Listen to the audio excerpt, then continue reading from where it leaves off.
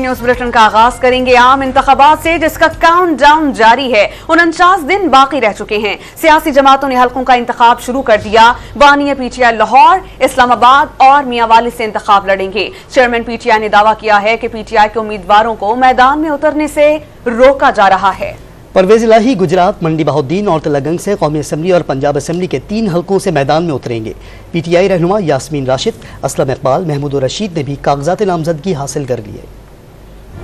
आम इंतखाबात का राउंड 1 मुल्क भर में रिटर्निंग अफसरान के दफातर से कागजात नामजदगी के फार्म का इजरा। पीटीआई के मुतादिद रहनुमा मुख्तलिफ हलकों से मैदान में उतरेंगे। Chairman PTI barrister Gohar Khan ने ऐलान किया कि बानी पीटीआई 3 हलकों लाहौर, मियांवाली और इस्लामाबाद से इलेक्शन लड़ेंगे। रोपोश रहनुमा भी जल्द कागजात नामजदगी जमा कराएंगे।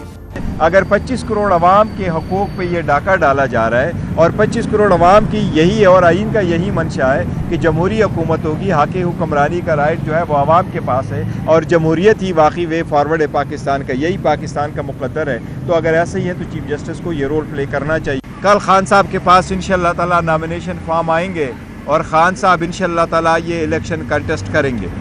सदर पीटीआई परवेज इलाही ने भी इंतखाबात में हिस्सा लेने का फैसला कर लिया। वो कौमी और पंजाब असम्बली की नशिस्तों पर इंतखाब लड़ेंगे। वकील परवेज इलाही के मुताबिक उन्होंने NA 59, 64, 69 से कागजात नामजदगी पर दस्तखत कर दिए हैं। इसके अलावा परवेज इलाही पंजाब असम्बली नशिस्तों पर भी इंतखाबात में हिस्सा लेंगे, जिनमें PP 32, 33 और 34 शामिल हैं। वकील सरदार अब्दुल रज़ाक ने अडियाला जेल में परवेज इलाही से कागजात पर दस्तखत लिए। पीटीआई रहनुमा यास्मीन राशिद, असलम इकबाल, महमूद रशीद ने भी कागजात नामजदगी हासिल कर लिए। तहरीक इंसाफ के मुजम्मिल असलम और अली पल ने NA 240 से कागजात नामजदगी हासिल कर लिए।